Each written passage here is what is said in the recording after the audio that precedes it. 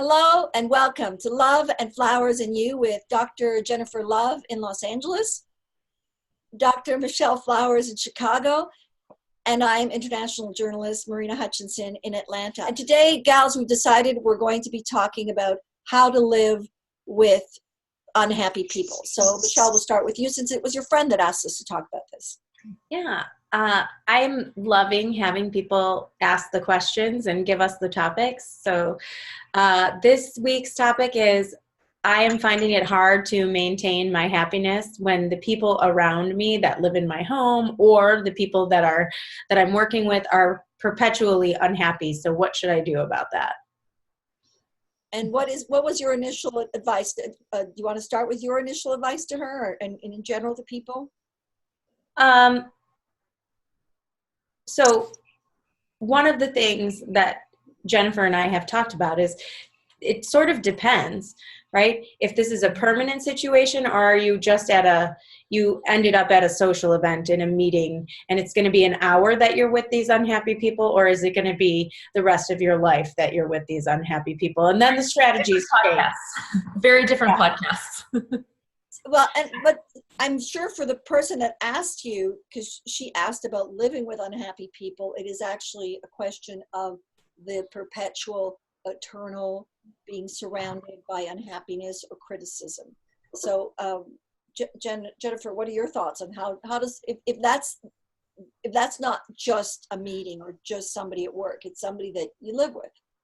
Right. Well, and again, there's kind of different categories. Are we talking about a partner? Are we talking about a child? We'll have very different approaches. And we sometimes have these chronic conditions where people aren't themselves. You know, if someone's having, a cancer, and they are going to be on this chronic journey of, it could be 6 months or it could be a year or it could be longer, but or if someone is pregnant and they're having, a difficult pregnancy, it may be time limited, but you may be living with someone who, for whatever reason, is going through kind of a funk. I think we could do a whole podcast series of what to do if your partner is permanently funked. And, how do you deal with that? I think, though, kind of the heart of what we're jumping into today is more when the people around you are kind of becoming more pessimistic or aren't happy in their life circumstances. How do you then maintain your own sense of self and your own happiness? Michelle, your ideas on what does a person do in that situation? One of my favorite practices to start with is something called loving kindness meditation. And Jennifer has a quote for us from the Dalai Lama. I'll wait for her to give that. Well, Michelle and I were talking earlier, and she's talking about loving kindness, and my brain goes in a different way when I'm around someone who's really difficult. Let's say in my office, someone who's incredibly narcissistic, who is fabulous and I'm the worst, or someone who's really grumpy or kind of coming at me. I think about compassion, and, I will do better with my time around this person if I'm compassionate about how that person got to this spot. And so with my patients, I'm thinking, okay, this is someone whose mother abandoned him, or this is someone who had an alcoholic parent, or this is someone who's incredibly depressed. And so, a lot of times we take this negativity personally, but it's really, for me, compassion is what came into my mind. And so the Dalai Lama has said something that has been really kind of impactful for me. He says, if you want others to be happy, practice compassion. If you want to be happy, practice compassion. And there's two things about that I love. One is it's a practice. It's not just being something. You have to practice compassion. Just like I talked about in a few podcasts ago about practicing being kind. And it's not just something you automatically achieve. But I love that it's the idea that when you practice compassion, it changes the people around you and it changes you. So it's targeting not only the person who is struggling with their unhappiness, but it's also bolstering you as well. So how does that work, practicing compassion, when sometimes people are saying negative things to you, like critical things? Like today I was told by my mom, who just came to visit, the first thing she noticed is, oh, your yard's the only one that doesn't have the leaves blown. I'm like, yeah, that's right. But like, is that all you notice? So Right. it irritated me. So how do you go into that, I'm going to practice compassion mode? If I was your psychiatrist, I would have been advising you probably for 3 weeks up to this visit, because you The mother preparation. right, your mom didn't get off the plane and criticize you, and you were like, wow, that's really unlike her. Usually she's so complimentary of everything. This is a long-standing pattern, and every one of us probably has a family member. My grandmother was an expert at the backhanded compliment, like, oh, you look nice in those jeans. And I'm like, oh yeah, it's because they're black, and it was always she was a master at the backhanded compliment. But if you are prepared for that, and you know that it's about that person. Jennifer said this thing where practicing compassion puts you in that person's shoes and takes you out of your own self-referential viewpoint. Like, why would this person hurt me? They're not intentionally hurting you. Most of the time, they're not intentionally hurting you. And so to extend compassion is also to put yourself in a bubble of protection. Oh, that's interesting. Yeah, that is very interesting. Okay, so how do you do that? Because usually what I just do, I just ignore it, and I think this is precious time I have with her that I will not have maybe in a couple of years, so I try to ignore it. So how would somebody prepare for a critical or negative person that's going to be around them? Just ignore it? I mean, is putting the bubble ignoring? You can't ignore it. You can give yourself something else to do. So 3 weeks before your mother came into town, or maybe 3 months before your mother came into town, or whoever it is that you're dealing with, particularly in this situation where it's a visit that you have to get through, then you could start either a loving kindness meditation, or I also love the prayer of St. Francis of Assisi, right? Which is, Lord, make me an instrument of peace. Where there's hatred, let me sow love. Where there's injury, pardon. Right? Where there's doubt, faith, where there's sadness, joy, it goes on. The idea is that you are trying to be the peace. You are trying to be the channel of peace. And in Buddhist philosophy, there's something called loving kindness meditation. And there is a fabulous book out now called A Fearless Heart by Thupten Jinpa. Sorry for the show us the book. You want to show it to us, or you have? It's a red book, and it's beautiful, and it is A Fearless Heart, and it is jam-packed with loving kindness exercises. And one of the things that I really love is an exercise called Just Like Me, right? Where you begin to think of a person that's giving you difficulty, and you think, okay, just like me, this person wishes to be free from suffering. Just like me, this person would like to feel love. And I think you can extend that and think of all the other ways this person is just like you if you're having a hard time extending that compassion. And what's your advice, Jennifer? I think of the context and the person. So, not knowing you and not knowing your mom and that long-standing dynamic, although you have mentioned several times before on this podcast that when you were on CNN, your mom would give you running commentary on your appearance. Yeah. So I know from just listening to you on our own podcast that there's some kind of pattern. And for me, I, ask my favorite question, which is why. And is there something, sometimes when my patients come in and they're throwing kind of stinging comments, they're making people around them sting because they've felt stung. Mm-hmm. And so my job in that moment isn't to feel stung, but to recognize that my interaction with them is the same as the interaction they have when they go to the post office or when they're at school or when they're at home. And so how can I make this a moment that isn't actually about me at all? that is about this person who's acting out this way. Now, you, Marina, are not a psychiatrist, right? You are just, you're extraordinarily brilliant and well thought through, but it isn't really going to be up to you to like analyze your mom and figure out why she's doing that. It's really about dealing with it. And I think that a lot of how we feel is what our eyes are on. And, I live out here in California, and I love going to the beach. I love watching the sunset at night. I love watching the sun reflect on the ocean. And then as the sun sets and the colors change in the sky, like it is mesmerizing, and it calms me because my eyes are on it. Yeah. I, on the other hand, had to stop watching Law and Order because I was having nightmares. I was feeling tense. So the things that we watch, the things we have our eyes on, have a lot to do with how we feel. And so this really gets into something we refer to in psychiatry as the positivity negativity bias. Is my brain enhancing things in my environment that are positive, or is it magnifying the things that are negative? And so if you are particularly sensitive to your mom's criticism, then you may be picking those things out like that's the only thing going on. And your brain may be missing all these beautiful moments of, wow, my mom is here and she's, cuddling my dog, and she's playing with my kids, and she's cooking with us, and cooking, cleaning, and all those things that moms do.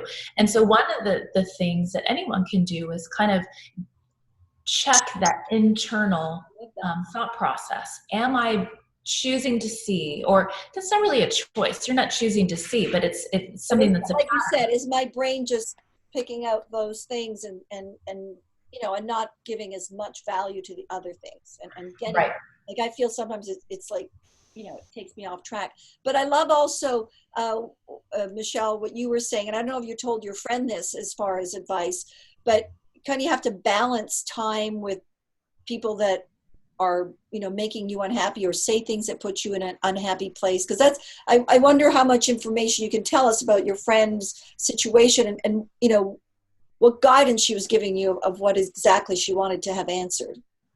Well, I think we all have multiple friends in this situation. And I personally have been in this situation on a number of occasions, whether it's with, every once in a while, there's a challenging patient that, is coming into the office, and you see that person on your schedule and you're like, I don't know if I have everything that person needs, which is very frustrating for me because I want to be able to be there for people completely and fully in every way that they need me to be there for them. Mm-hmm. Obviously I fail on that all the time. Beyond the kind of diagnosis or the job description of a right. psychiatrist, right?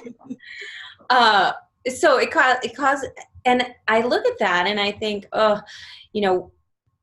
is that person, am I going to catch that unhappiness? Is it just going to be so pervasive and so heavy, and there won't be anything that can be done to lift it?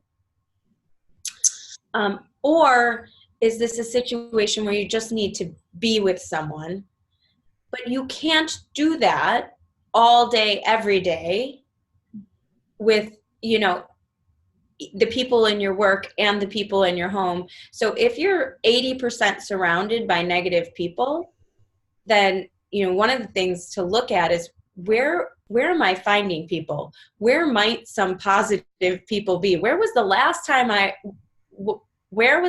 place I was when someone smiled at me and gave me a really good, spend more time there. Yes, that's such great advice. That is such great advice. Because if you're energized and complete in relationships, in most of the relationships around you, then you can handle these momentary things, and you have more compassion to extend, I think. Yeah, I think it's great to think of where are those places where I'm happy. But in situations where people find themselves that they live with someone who is unhappy, and that was your question, how do you live with an unhappy person? Other thoughts on that? Well, what I think, you are in control of what goes on inside of your head. No one else is. And the power of how we feel comes in how we think.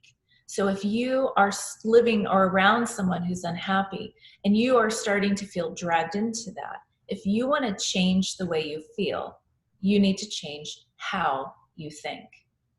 And you have to start by paying attention to your thoughts and paying attention to, am I having more of a negative running commentary going through my mind? You are in control of changing that. Am I playing the same record over and over and over again? You are in charge of changing that record, and you are empowered to do that. And sometimes when we get so exhausted, we feel like all these things are coming at us and that we don't have the control over these things, when in the reality is we control everything that goes on inside of our minds. And we have the power to work on shifting our bias in thinking from things that are more negative into things that are more positive. And so that makes it easier to partner with someone who's going, let's say, through a really difficult time and maybe grumpy or more negative. And rather than you becoming grumpy and negative, understanding that and being able to keep your own internal focus on track, but being able to be there and support that other person.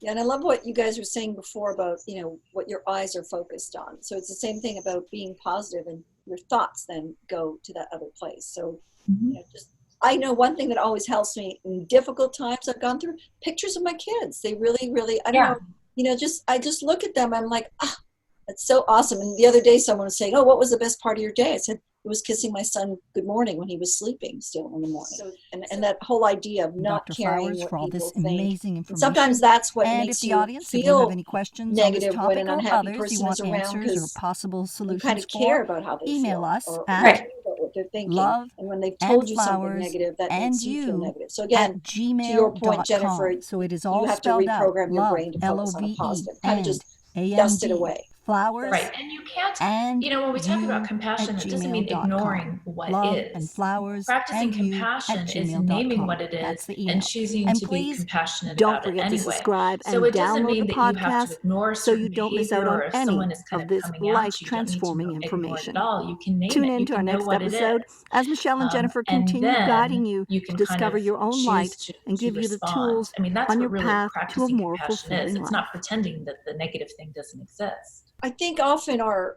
human nature is just to feel bad when something, it's like a cloud that comes over you, feel bad when negativity is around. So it's really kind of a skill you have to develop of training your brain. Okay, this is something negative that's told me, it's put me in a funk, but I'm going to flip a switch and I'm going to go back to my sunny, positive self.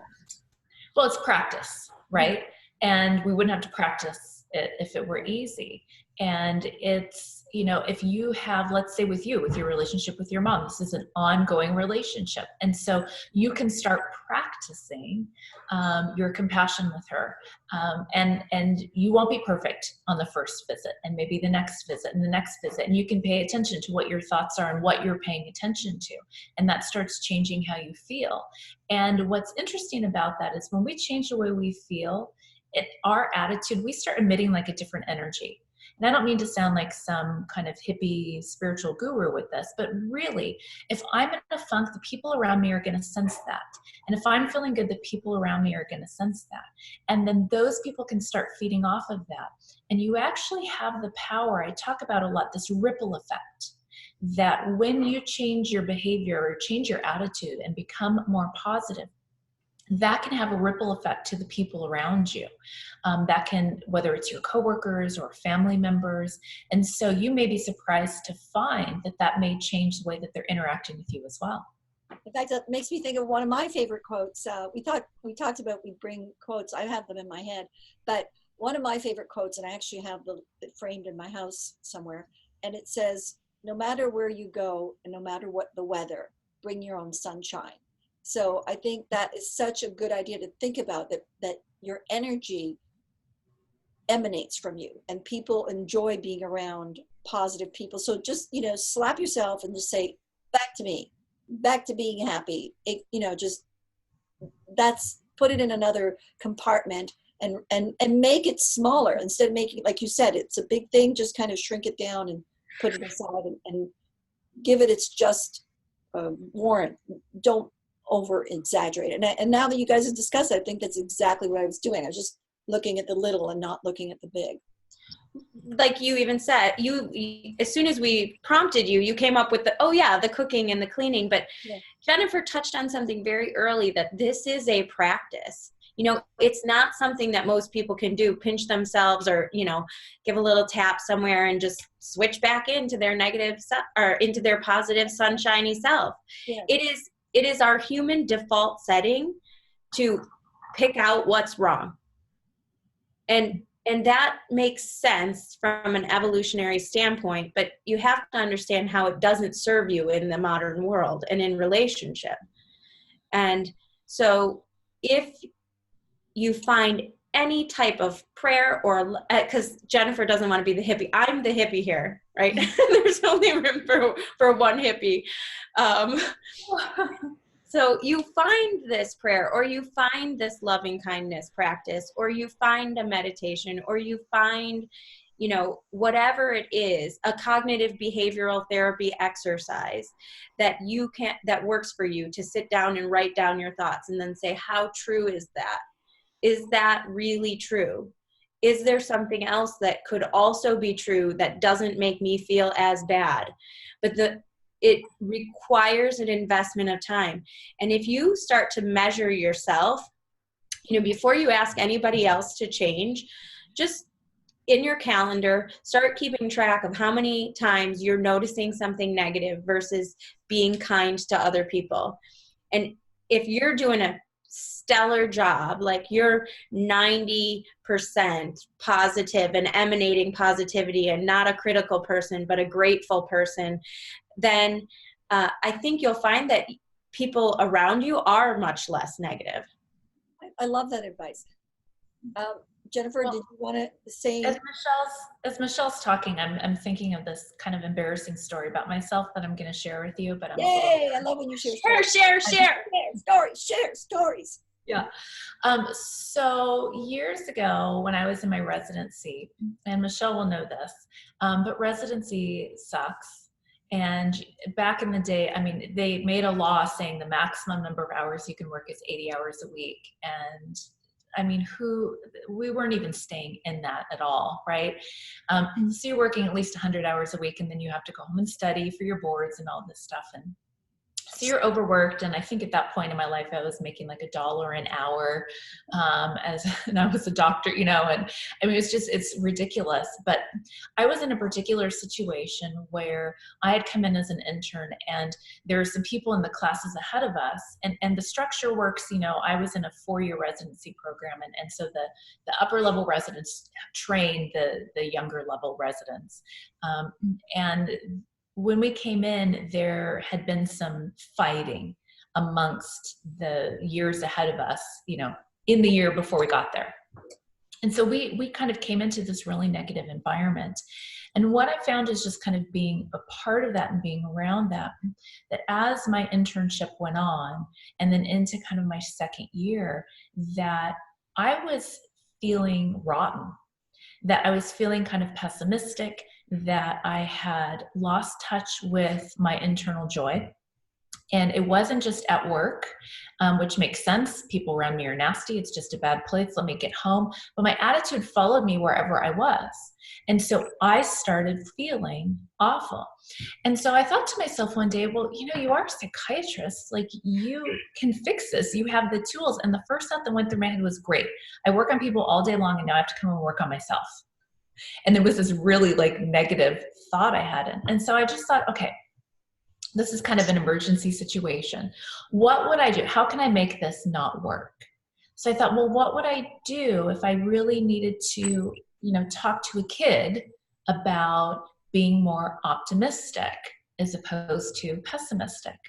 And so I invented these little characters, and I thought, if I were writing like a children's book or something. And they were little friends, and it was Optimouse and Pessimus. These words are a little embarrassing. I like that. Right? I love it. So it wasn't, I'll just tell you, a decade later, I'm telling a patient of mine this, and she interrupts and says, oh, it's so funny how the optimistic one was the tiny mouse and the pessimistic one was a giant moose. And I was like, I didn't even notice that.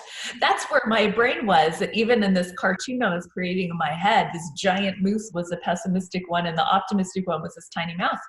But I thought they could go on these little adventures together, and I never ended up writing that book. Maybe we'll get there one day. But what I did is I wore around, these kind of Optimus and Pessimist characters, and what would they think and what would they do? And I would think then in a situation, oh, am I being an Optimus?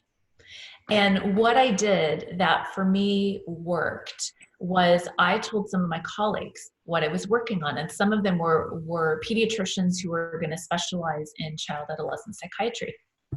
So we're all hanging out one day, and I don't know what happened. I was complaining about something, and did you know that, whatever it was. And one of my colleagues wheels over in his little office chair on the wheels and sits on my desk and just strokes his beard and just says, "Doctor, are you being a pessimist?" And like everyone that was there, we just all burst out laughing, and I did too, right? And so I realized at that point that by sharing that with them, I created a way to get feedback that didn't feel judgmental. Because if he had said to me, "You know what, Jennifer, you are being so negative. You are really bringing us down. You have the worst attitude," I would have said, "No shit, Sherlock. Like, of course, did you hear what I just said? This and this just happened, of course." When it came over and said, "Are you being a pessimist?" We all laughed, and it gave me the chance to use the humor to reset my internal attitude. And so we have to find ways, I think, of working on ourselves that aren't judgmental. Shame is like my middle name. I blame myself for everything. I internalize everything, and then I automatically feel guilty. That doesn't serve me any purpose. So we have to look at ways that we can kind of be lighthearted about, our human experiences and how we think and how we feel and how we interact. So for me, Optimus and Pessimist, as silly as it is to admit, as a grown woman, I'm thinking about this giant moose and this little mouse, having conversations in my head. I sound like I need a psychiatrist, but things like that can be really helpful. Michelle, you were like waving. What were you? I'm just so, it resonates with me so strongly. I feel the importance of what Jennifer is saying here, in that way to invite feedback that doesn't make you feel judged, and the importance of humor in that. And I don't think it can be understated, and we forget sometimes. And I do this in my work with families all the time, come up with like a little saying like, "Are you being a pessimist?"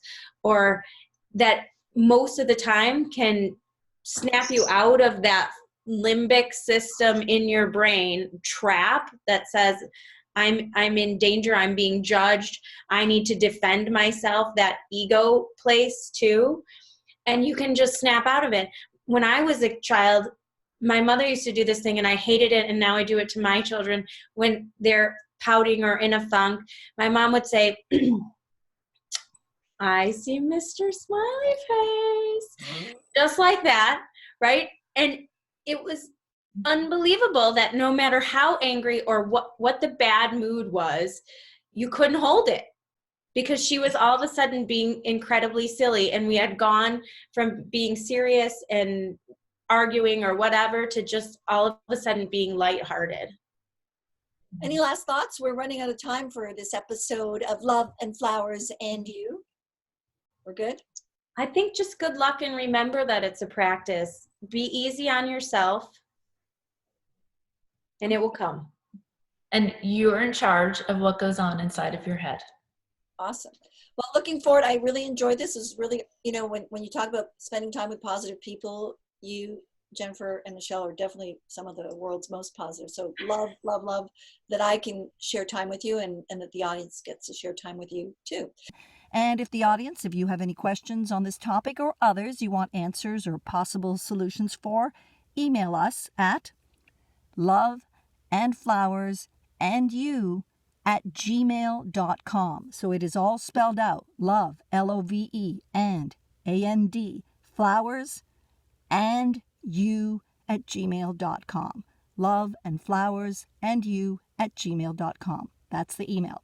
And please don't forget to subscribe and download the podcast so you don't miss out on any of this life-transforming information. Tune in to our next episode as Michelle and Jennifer continue guiding you to discover your own light and give you the tools on your path to a more fulfilling life.